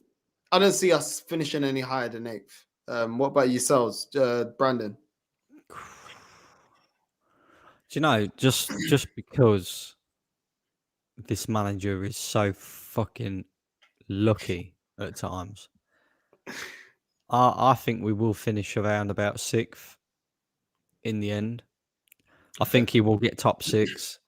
I think he'll fluke top 6, and that'll be another excuse to add to the book for the Arsenal fans to say, "Oh well, we've improved from last season, so why not give him another season?" I already know it's coming, mate. Okay. What about you, Bobby? I'd agree with that. To be honest, I'd say 6 is probably where we're looking at, because I think he'll take us right close to 4th, and just because all the other teams will be capitulating, I'll tell you this for a fact: Conte gets 4th. That's my honest opinion. Not Spurs. Conte gets them 4th. If it was down to Spurs, they wouldn't reach top 4 with that team, but I think Conte gets them 4th. I'd say we're 6th, and I think it's the worst thing that could happen to us, because, or it might be or it might be a good thing, because he'll know he's got loads of games next season. He'll blow loads of money, and he'll fall out with even more players, and then his ego will go out of control again. But we'll have to wait and see. But I'm pretty certain we can be confident that he'll finish 6th, unfortunately. What about this comment here, Bobby? I'm going to let you handle this. Now, Bobby, you can't speak on Saka being crap most of this season. He's one of our own. He's one of our own biases. Pepe's fair game. What do you think about that? I just look at Saka and I think, you know what? You look at, if you watch him in a fun game, how clinical is he? How good is he genuinely? If you watch him game after game, like he was poor this game, and I'd say he has one good game. And I'm not saying I dislike Saka or anything like that, but I just think he's consistent he's good one game out of 4, and then he's average for one of those 4 games, and then he's poor for 2 of them, or just below poor and then poor for 1 of them. So there's no decent level. Fair enough, he's a kid, and yeah, I get he's been overplayed, but therefore Martinelli's been overplayed at the minute. He's keeping a higher level than Saka is. Would you guys agree? Yeah. So it's not hate on him. I get he's one of our own. I like Saka, but I just think, and I don't think it's personally him. I think if he had a better manager, if it was a Klopp that was managing Saka now, you'd be getting a consistent set of performances from him, as he did with all his youngsters that he's brought through. Any other manager would get Saka's good games that he plays more consistently, whereas what we do is we get a much worse Saka for 2 out of 4 games. Yeah, I just don't understand all of this. He's one of our own stuff. Like at the end of the day, people get onto the manager about having favorites. Well, when you do that, you're having a favorite because you're setting an agenda that because he's one of our own, then you can't criticize. No, it's not like that. Anybody can get criticized. If you play well, we'll say you play well. If you don't, then we're gonna say you didn't play well. At the end of the day, whether they come for the academy or not, the star is the club. And if you're not performing, then you deserve criticism. No one here has swore at any players. No one's here has wished death threats or anything. We're just criticizing the football aspect. So I don't understand why people get so touchy about criticizing players. Like, this is football. They know what football was before they turned professional. They know what it's about. And, the good side is the money and all the rest of it and being able to retire a lot earlier than the rest of, the population of the world. But also, while you're playing, you don't play well, you're going to get criticism. What's wrong with that? At the end of the day, you're calling Saka one of our own. No, that's all good. So was Harry Kane. Who does Harry Kane play for? I rest my case. I don't understand it. It's like if you watch Declan Rice now, he plays for West Ham now, and he turned around on that Gary Neville interview and he goes, "Look, I'm a Chelsea fan." He goes, "I'd love to play for Chelsea right now." And he goes, "My goal as a footballer is to win everything." That's what he said, which is basically saying he knows he's not going to win that at West Ham, and saying, "Come on, Chelsea, come get me." That's where he wants to be. So he's one of their own because he still admits it. Emil Smith-Rowe came from Chelsea Academy. I don't think he was an Arsenal fan growing up, was he? I'm not sure. No chance. I'm not sure. But even if they were, it doesn't mean, like, don't get me wrong, it's good to produce your own just because you're not spending a lot of money on them. That's it. I just don't get it, man. I don't get it. Like, I don't know if it's like any other fan base. Obviously, we're Arsenal fans, but it's like with us, like Chelsea, I don't see this stuff with. They're kind of like, okay, if you're good enough, you're in the team. If not, we'll sell you. It's not, they're not really bothered. With Arsenal, it's like, we're just clutching at straws. Oh, no, you can't say nothing about Saka. Oh, you can't say nothing about Smith-Rowe. Oh, you can't say, nah, what are you talking about? Like, it is what it is, man. Like, no one's saying Saka's crap. All Bobby's saying, and not to put words in Bobby's mouth, is he hasn't been that consistent. And I said that on the watch along, and we all agreed. Like, there's no problem in saying that. Like, I just don't get it. Like, I don't know. Saka, Martinelli, ESR, young and shouldn't be playing as much as they do, especially if they are on a good team. Note C Foden. Exactly.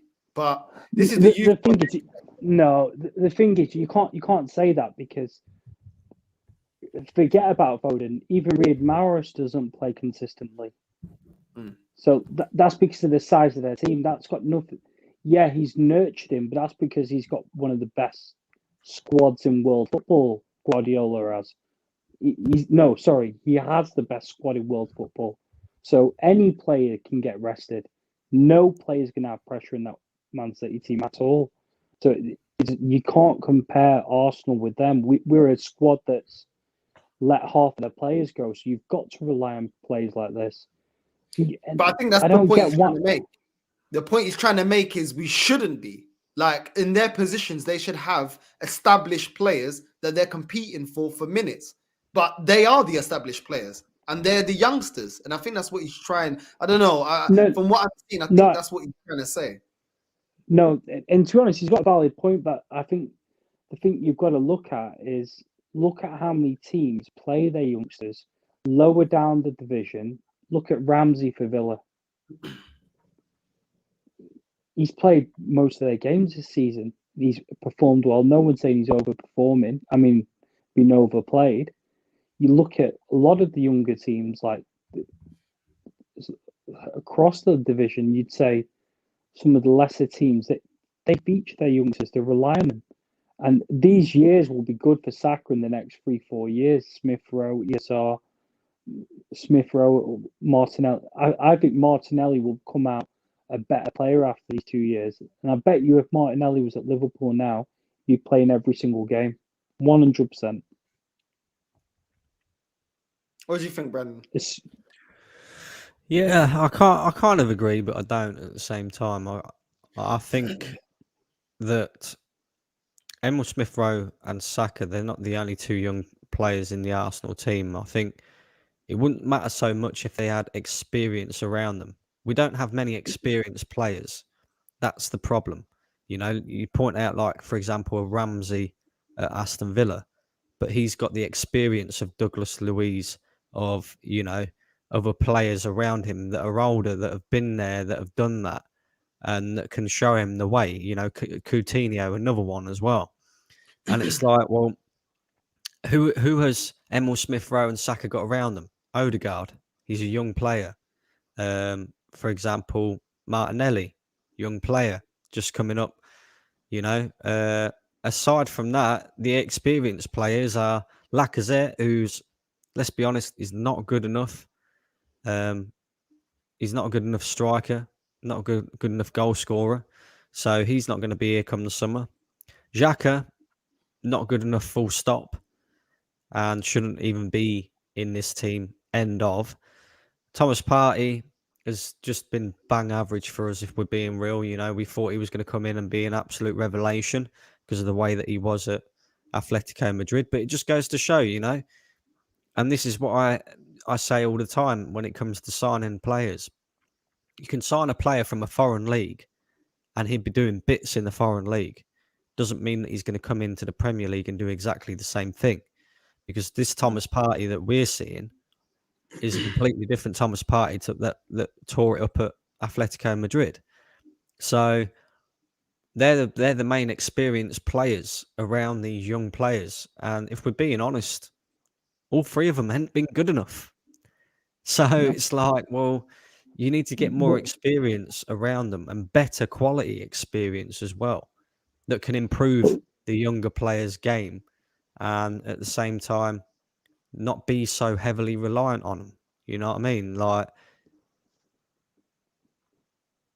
Yeah, I Bobby, get you're what going you're to say saying, something? Brandon, but the problem is with that is when you've got a manager that can't manage experienced players because he falls out with them, what are you going to do? And literally the whole team's inconsistent. So even if you had, let's say, we're comparing Granit Xhaka and all them lots to the likes of Douglas Luiz. Douglas Luiz is only young. Let's be honest, he's only what? Is he 26? 25, 26?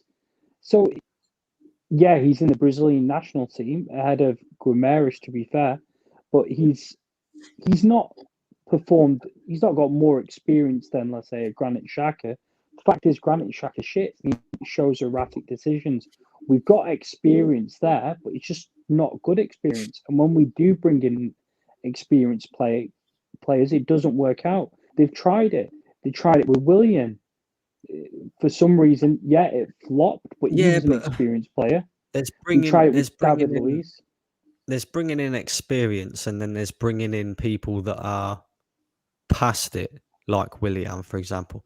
What I mean by experience is what I'd like Arsenal to do is sign a couple of players who know the Premier League. That is literally it. Like, you look at Liverpool, for example, and the way that they rebuilt under Klopp. The main part of their rebuild came from players that already played in the Premier League. Sadio Mane, Andy Robertson, Gini Wijnaldum. You can even say Salah as well to an extent. Jordan Henderson, he was young when he came into Liverpool at the time. But like, Gini Wijnaldum wasn't at the best team in the world. He was at Newcastle at the time.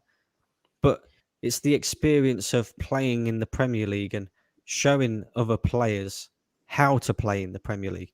Granit Xhaka, not good enough. He's played in the Premier League for years, but as you just said, he shows erratic decisions.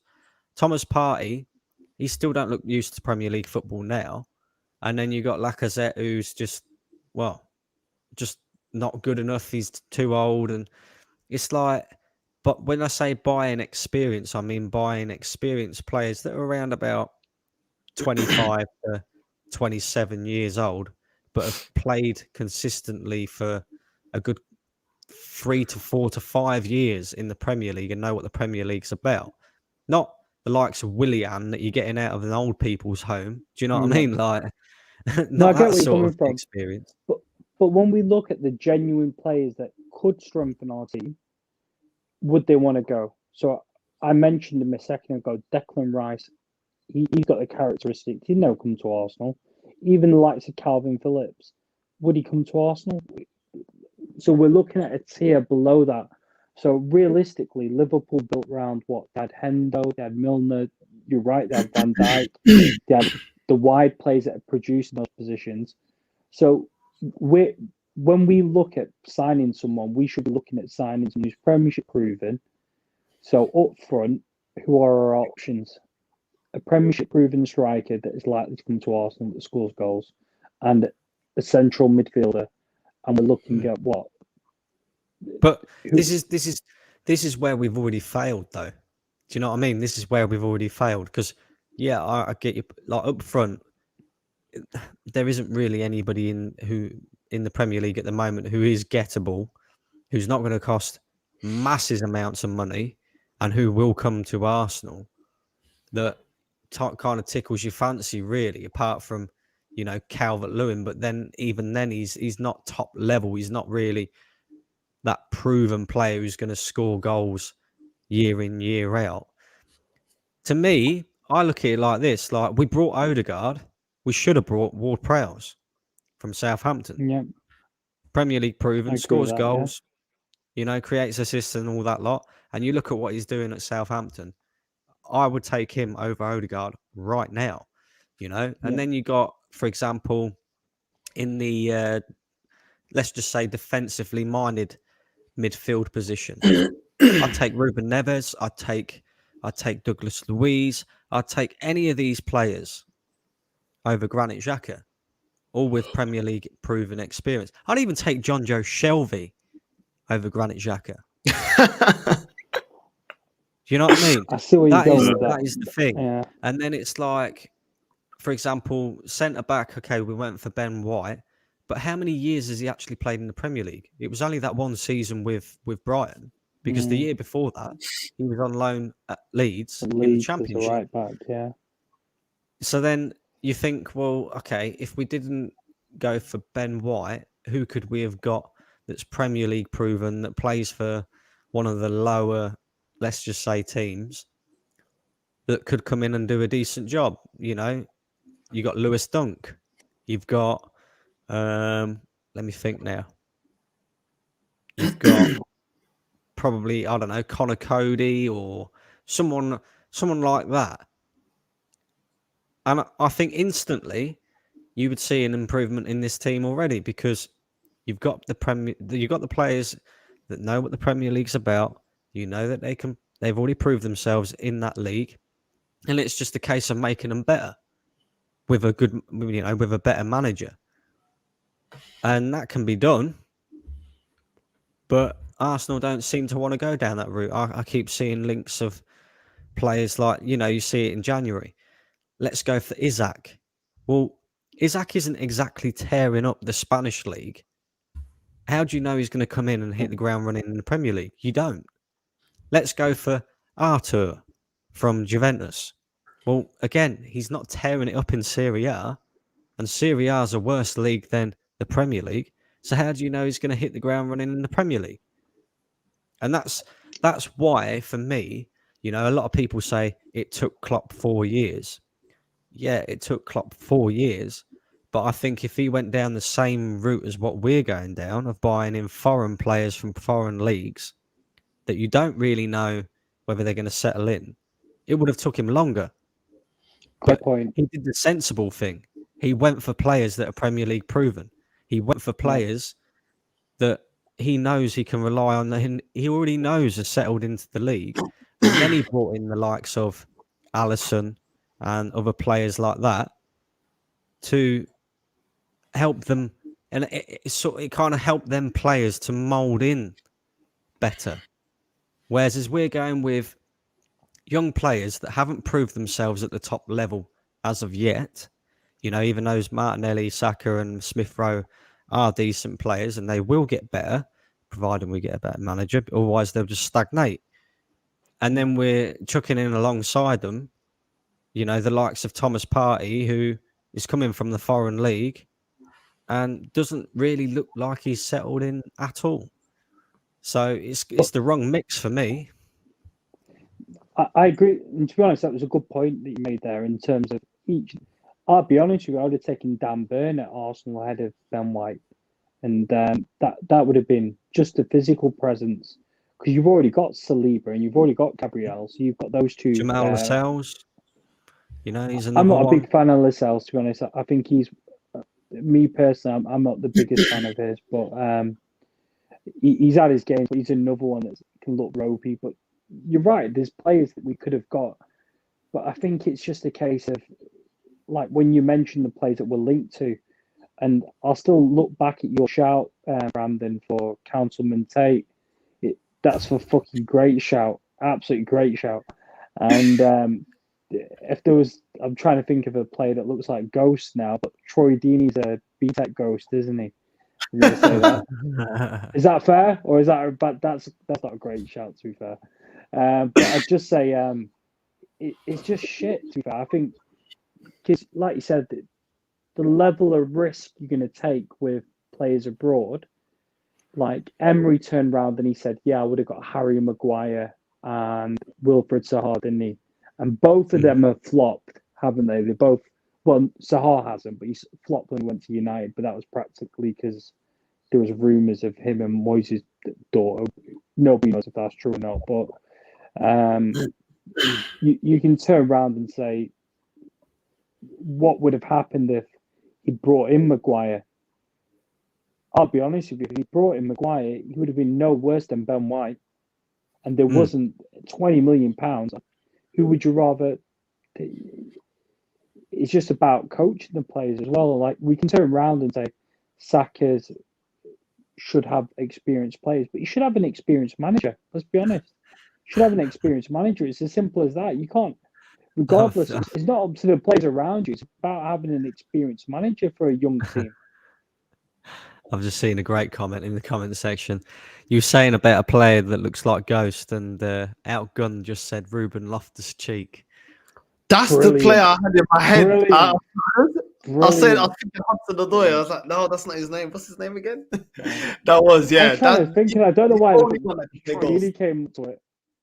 Troy Deeney looks like Ghost smashed with a baseball bat, to be fair. That's his cousin. Can't be Ghost. I've got cojones to say it to him, though, so I'm not going to turn around and say it to him because he looks like a monster. But fucking, yeah, that's a great shout. Listen, it is what it is. J. Cole, I love hard-working guys like you, Northside, running your YouTube channel as well. And that's why God will bless you. God blesses you too, bro. And listen, make sure everyone that's tuned in right now, you make sure you go and subscribe to True Gunners TV, where you can hear more from Brandon. You know what I mean? I just let him go. You can see he talks sense. And this is why he can come on the platform. We've got to balance it out. For every Fuad, we need Bobby and we need Brandon. You know what I mean? we can't have too many. You know what? I need to get another Fuad on. But we need a Fuad army. Sometimes he's outnumbered. You see the watch along, it's a little bit out. Even I felt bad. So I was like, shit, I'm going to start. That's why, to be fair, he wasn't bad on the watch along, though. I'll be honest with you, he wasn't bad on the watch along. He called it out where it was. He was like, why the fuck's he bringing Eddie on? For Fuad to say that, what the fuck's he doing bringing Eddie on? I was fucked up because I can't defend this. I'm telling you, it's bad. But listen, guys, man, it's getting late. So listen, thank you so much, everyone that's tuned in. Make sure you like, subscribe. Once again, make sure you subscribe to True Gunners TV and show some support. This is how we're going to grow as a community. And Bobby, thank you once again for coming on, bro. Always welcome. Brandon, you're always welcome. Any last words from any of you? Arteta out. We're just going to end every stream with Arteta out. Just going back to... have you noticed he's getting more and more deflated now? He's like, Arteta out. It's not going to happen. Yeah, that's it. Yeah, it's like, oh, well, we're just wasting that one. Listen, but man. Just going back to Jacko's comment about God blessing him, blessing you or whatever.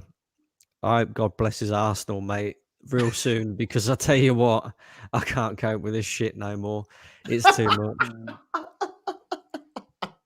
I'm going on loan to Man City next season. I tell you. It is what it is, man. But listen, people, thank you so much for trading in. And see you lot for the next match. What's Brentford? The team we lost, the first team we lost of the season. Maybe a free hit. I remember when we lost there, everyone said, "Oh, it's a free hit. It's Brentford, isn't it?" So it is what it is.